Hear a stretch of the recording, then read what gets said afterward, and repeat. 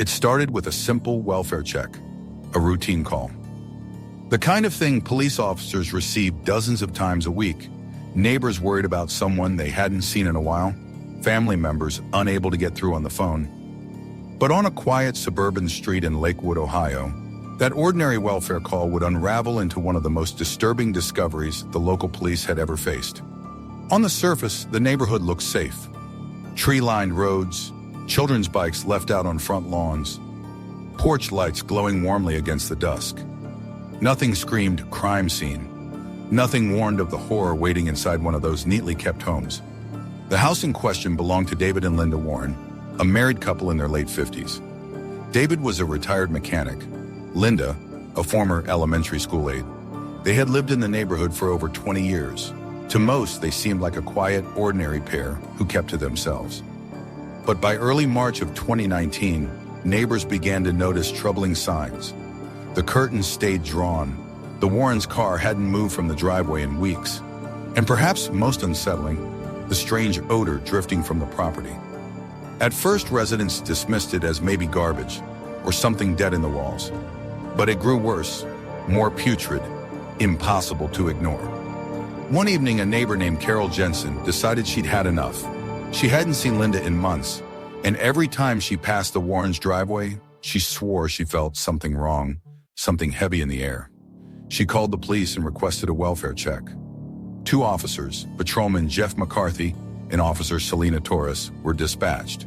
Both expected something routine, maybe a sick resident, maybe a house left vacant too long.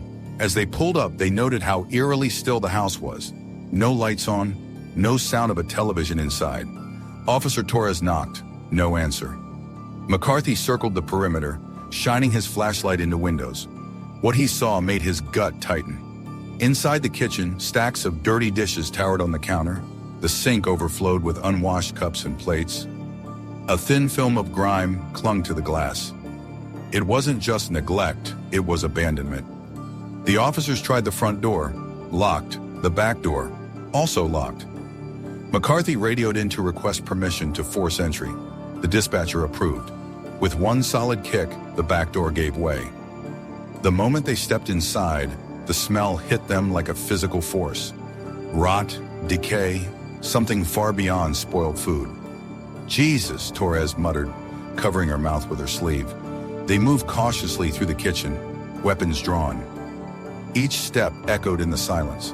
The air was thick, suffocating, making their eyes water.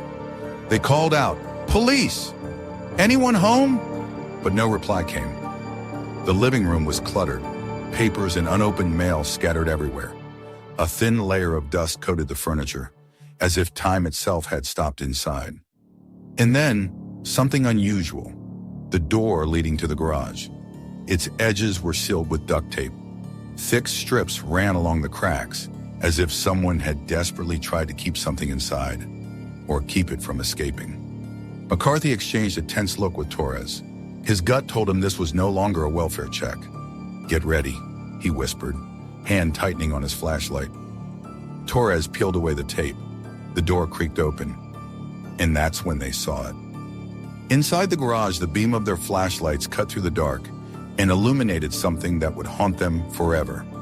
The door groaned open with a sound that cut through the silence of the house. A stale, oppressive wave of air rolled out, hitting the officers like a wall. Torres gagged and stepped back. McCarthy steadied himself, the beam of his flashlight trembling slightly. Inside, the garage was pitch black. The smell, rancid, overpowering, was so thick it clung to their clothes. "Smells like something died in there," McCarthy muttered, forcing his voice steady. They advanced cautiously. Boxes were stacked high on either side, narrowing the pathway into a kind of claustrophobic tunnel. Rusted tools hung from hooks on the wall. Old newspapers lay in piles that looked untouched for years. But something about the way the garage had been sealed with duct tape gnawed at both of them. Garages weren't taped shut like this. Something or someone was being hidden. Halfway in, Torres froze. "Do you hear that?" she whispered. At first, McCarthy heard nothing but the thudding of his own pulse. Then a faint sound. So faint he thought he imagined it. A scraping, like metal dragging against concrete. "Hello," Torres called out, her voice trembling. "Police! If someone's in here, identify yourself." Silence.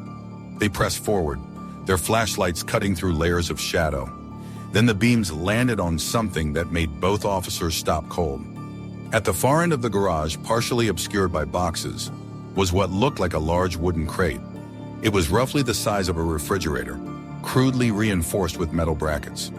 Along the edges, more duct tape sealed the gaps, as if someone had gone to obsessive lengths to contain whatever was inside. McCarthy's instinct screamed, "That's not right," he said quietly. They circled the crate. The scraping noise came again, this time unmistakable. Something was inside.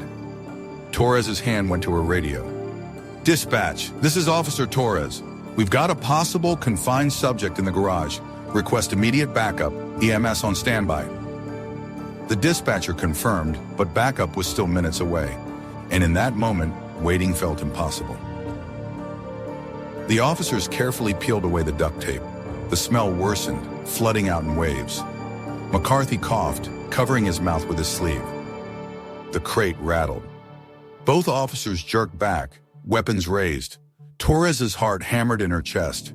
There was no denying it now. Someone or something was alive in there. McCarthy yanked on the latch. Rust cracked. The wooden door creaked open, slow, as if resisting them. The beam of the flashlight swept inside.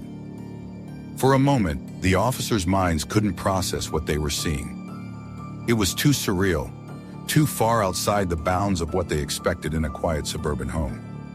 Inside the crate sat a filthy mattress, stained with dark blotches. Chains were bolted into the wooden walls, their ends wrapped around rusted shackles. Old food containers littered the floor, some tipped over, crawling with insects, and in the corner, barely visible, was what looked like a figure. Gaunt, motionless, knees drawn up to the chest. Torres gasped, her hand tightening on her flashlight. "Oh my God!" The figure stirred. Slowly, with agonizing weakness, a head lifted. Long, tangled hair fell away from a face so pale and hollow, it hardly seemed human. The eyes, sunken, glazed, blinked against the sudden light. It was a woman, alive. Her lips cracked as she tried to speak, but no sound came out. McCarthy's stomach dropped. He lowered his weapon immediately. "Ma'am, we're the police. You're safe now. We're here to help." The woman stared at them, trembling. Her voice, when it finally emerged, was little more than a rasp. "Don't let him find me." Before the officers could respond, the sound of heavy footsteps echoed from inside the house. Someone else was there.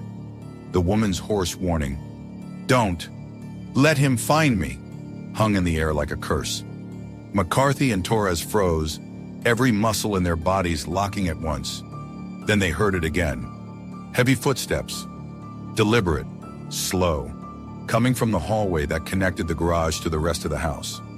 McCarthy raised his weapon. Torres's pulse pounded in her ears, but she steadied her grip on her flashlight, sweeping it toward the doorway. The woman inside the crate whimpered, shrinking back into the shadows. "Dispatch," Torres hissed into her radio. "We have an active threat inside the residence. Request backup immediately." The footsteps grew closer. Then, silence. Whoever it was had stopped just outside the garage door. McCarthy took position near a stack of boxes, weapon aimed. Torres crouched low beside the crate, instinctively shielding the emaciated woman inside. For a long, breathless moment, nothing happened. The garage was dead quiet, except for the faint buzz of a light bulb struggling overhead. Then crack! The door into the garage began to open. A tall figure stepped into the threshold, silhouetted by the faint light behind him. Broad-shouldered, motionless, watching. "Police!" McCarthy barked, his voice sharp, echoing through the garage. "Show me your hands, now!" The figure didn't move. Torres's finger hovered over the trigger of her sidearm, her nerves stretched thin. She could just barely make out the glint of something metallic in the man's hand. A tool? A weapon? "Hands!" McCarthy shouted again. Finally, the man raised his arms, slowly, deliberately. His face slid into the light, and Torres felt her stomach turn. It was David Warren, the homeowner. But this was no quiet, mild retiree. His face was gaunt, eyes wild, ringed with sleepless darkness. His hair hung in greasy strands, and the way he smiled, slow, crooked, made the temperature in the garage seem to drop. "You shouldn't be here," he said flatly. His voice was calm, but beneath it, there was something unhinged. McCarthy didn't lower his weapon. "Sir, step into the garage slowly. Keep your hands where I can see them." David tilted his head, studying the officers with unnerving calm. Then his gaze shifted toward the crate, toward the trembling woman inside. The woman let out a strangled cry, curling tighter into herself. That's when Torres realized the metallic object in David's hand wasn't just a tool, it was a rusted hammer. "Drop the weapon!" McCarthy barked. David's smile widened. "She's mine, you can't take her!" And then he moved. In one sudden lunge, David raised the hammer. McCarthy fired. The deafening crack of the gunshot filled the garage. The bullet struck the wall inches from David's shoulder, sending splinters of wood flying. David staggered, but instead of retreating, he charged. The garage exploded into chaos. McCarthy braced himself, wrestling with David as the hammer swung dangerously close. Torres rushed forward, slamming into David's arm. The hammer clattered to the ground. David roared, thrashing with a strength that didn't seem possible for his thin frame. His fist flailed, landing a hard blow to McCarthy's jaw.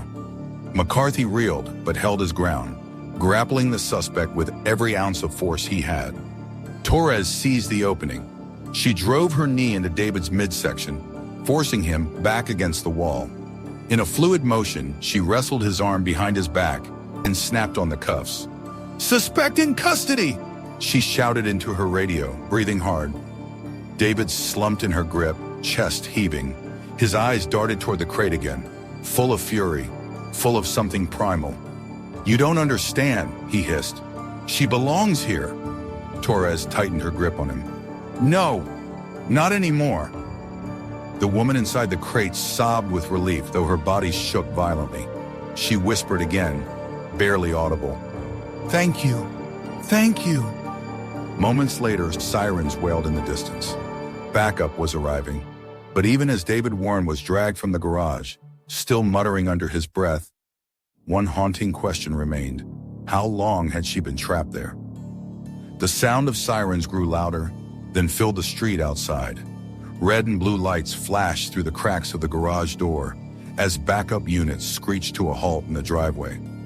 Within seconds, additional officers poured into the house. McCarthy, still nursing his jaw from the scuffle, handed the handcuffed David Warren off to two deputies. David didn't resist anymore. He simply muttered to himself, eyes fixed on the crate.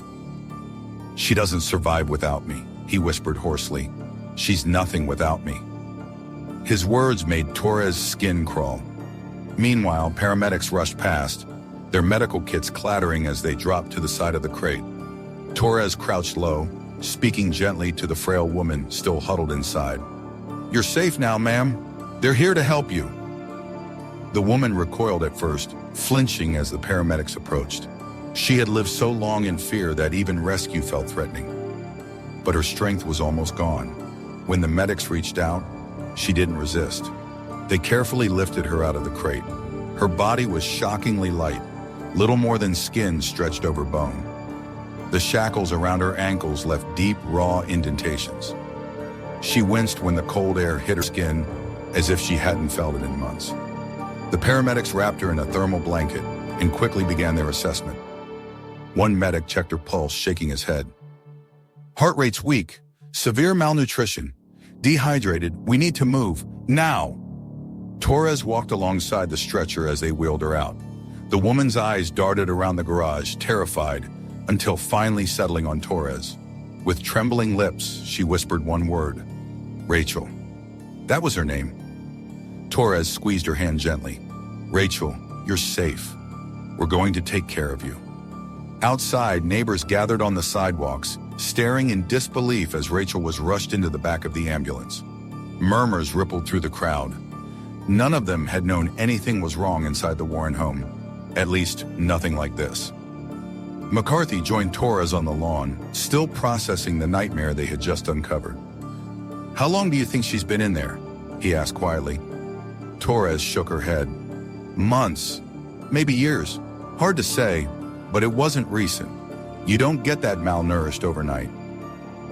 Their radios crackled. Detectives were en route. This was no longer just a welfare check. It was a crime scene.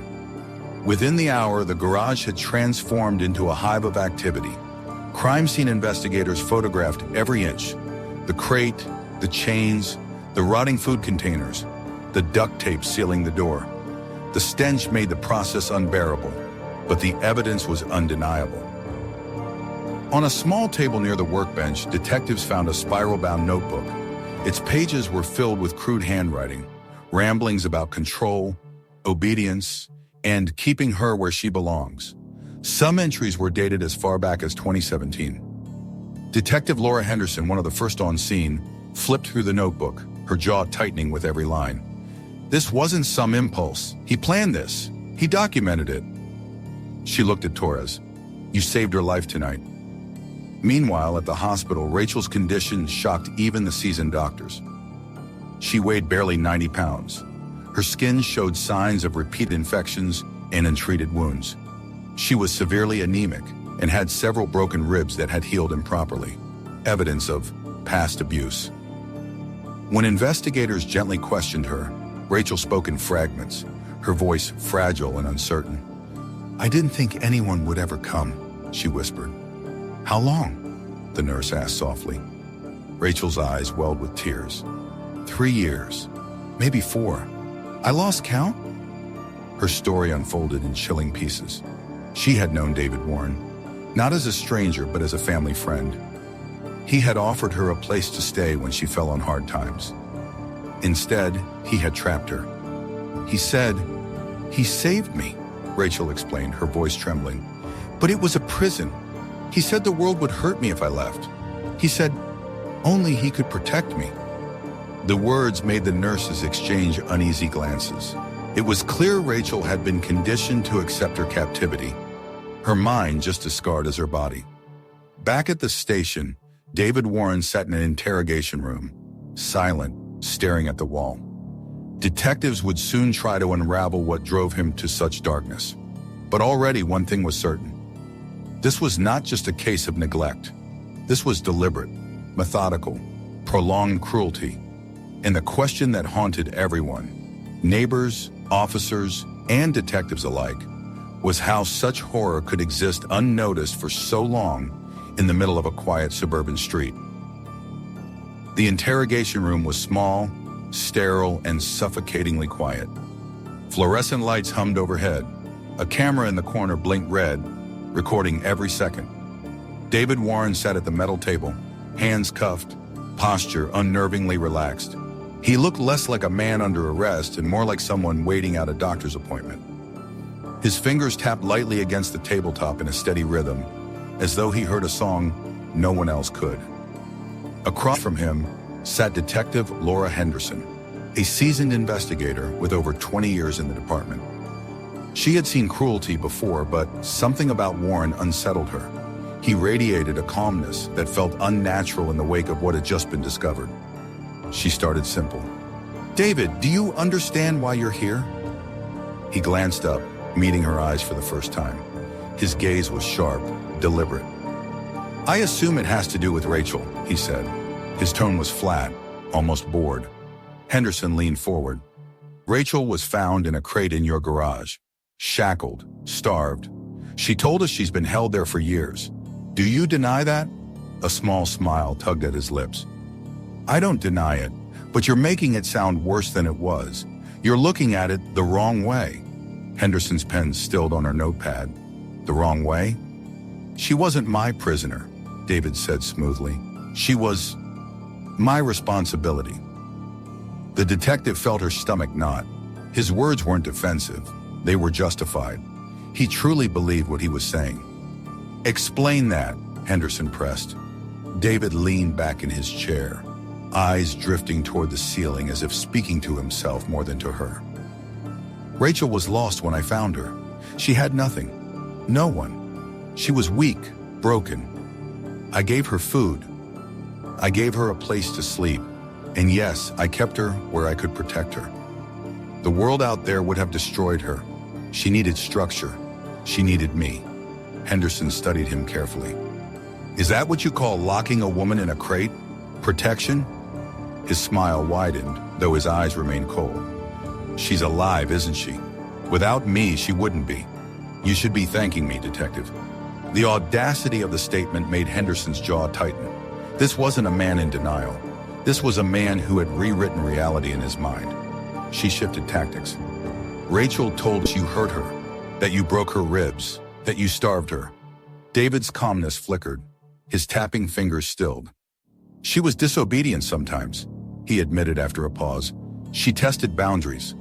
That's what happens when people don't understand what's good for them. Sometimes you have to be firm. Otherwise, they forget who's in control. His words were chilling in their matter-of-fact delivery. There was no remorse, no hesitation. Just the cold logic of a man who believed in his own dominance. Henderson leaned forward, her voice low and steady. David, do you realize what you're describing?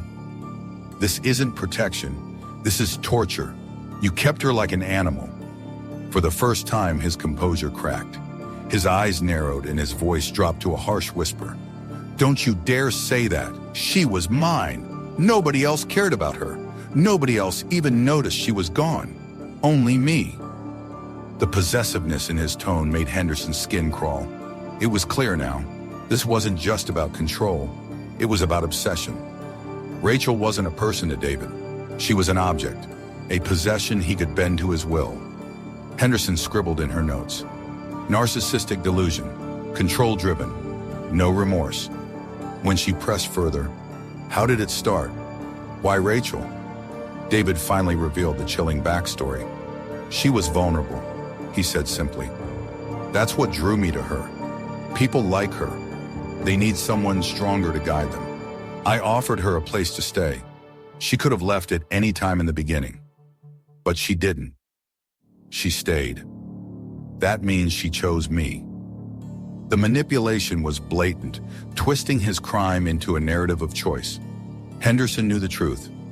Rachel hadn't chosen him. She'd been groomed, coerced, and slowly stripped of her autonomy until escape felt impossible.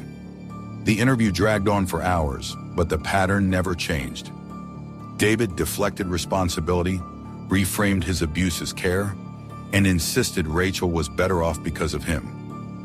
He even referred to the garage crate not as a prison, but as her sanctuary. When Henderson finally ended the interrogation, she left with a clear picture. David Warren wasn't insane in the clinical sense. He was calculated, manipulative, and terrifyingly self-assured. And worst of all, he believed every word of his own lies. 2 years after the night of the welfare check, the trial of David Warren began. The courthouse was packed. Reporters filled every available seat, their cameras waiting to capture every detail of the case that had horrified the nation. At the front sat Rachel, now healthier but still visibly fragile. Her hair was neatly brushed, and she wore a simple dress, but her eyes carried the weight of years spent in darkness. She sat beside her sister Anna, who held her hand tightly for strength.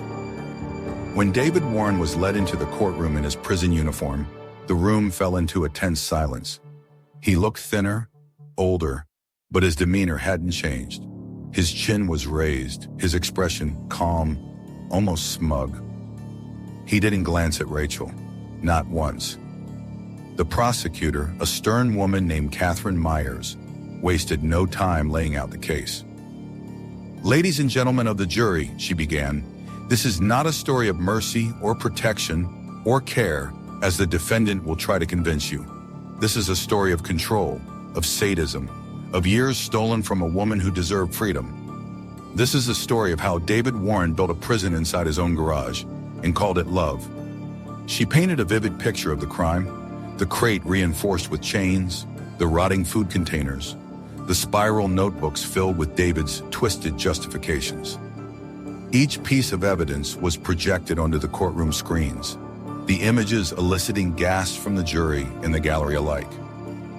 When the photographs of the crate appeared, stained mattress, shackles, insects crawling over empty containers, Rachel gripped her sister's hand so tightly her knuckles turned white. The prosecutor's voice cut through the silence.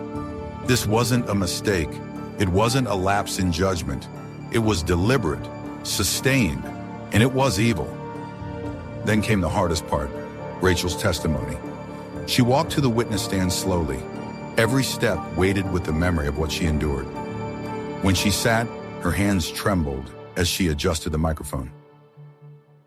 "Rachel," the prosecutor said gently, "can you tell the jury what your life was like in that garage?" Rachel swallowed hard. Tears welled in her eyes, but her voice, though soft, was steady. It was darkness, always darkness. "I didn't know what day it was or what month. I barely remembered what the sun looked like. He said I was safe with him, but he hurt me whenever I tried to ask for more food or when I asked why I couldn't leave. He told me no one else wanted me, that no one would even notice I was gone." She paused, her lips trembling. "I thought he was right. I thought the world had forgotten me, until those officers opened the door." Several jurors wiped their eyes. Even the judge's expression softened. When Rachel stepped down, she avoided looking at David, but he watched her every move. His expression was unreadable, but when she passed, he muttered under his breath. A court officer immediately silenced him. The defense attempted to argue diminished capacity, suggesting David suffered from mental illness that clouded his judgment. But the prosecutor dismantled it piece by piece, showing that David's careful planning, the duct tape, the notebooks, the secrecy, proved he knew exactly what he was doing. Finally, after weeks of testimony, the jury delivered its verdict: guilty on all counts: kidnapping, false imprisonment, aggravated assault, and torture. At sentencing, the courtroom was silent as Judge Harold Simmons addressed the defendant. "Mr. Warren, your actions represent one of the most calculated and heartless violations of human dignity this court has ever seen. You deprived a woman of her freedom, her health, her very humanity, and even today you show no remorse." He paused, his gaze steady. "You will spend the rest of your life in prison. That is the only justice that can be given." The gavel struck. Life without parole. As David was led away, still wearing that faint, twisted smile, Rachel sat with tears streaming down her face. But this time, they weren't only tears of pain. They were tears of release. For the first time in years, she was free, truly free. And while the scars of her ordeal would never fully fade, the verdict gave her something she had almost forgotten existed: hope. This has been another case from Criminal Minds Archives. If you found this story as haunting as we did, don't forget to subscribe for more chilling true crime stories every week.